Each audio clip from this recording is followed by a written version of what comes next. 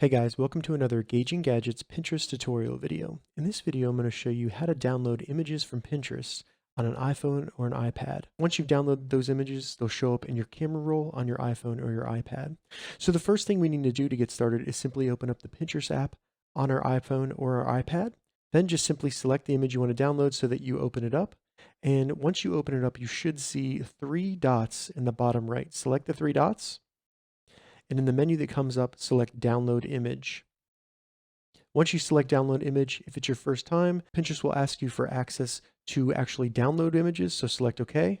Now when I open up the camera roll on my iPhone, you can see that there is a new Pinterest folder. Now I open that up, I can see the image that was downloaded from Pinterest to my iPhone. All right, so that's how you download pictures from Pinterest on your iPhone or your iPad.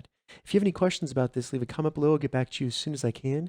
If you'd like to see more Pinterest tutorial videos, check the links in the description. If this video helped you, give it a thumbs up, and please consider subscribing to my channel, Gauging Gadgets, for more gadget reviews and tech tutorials. Thank you so much for watching.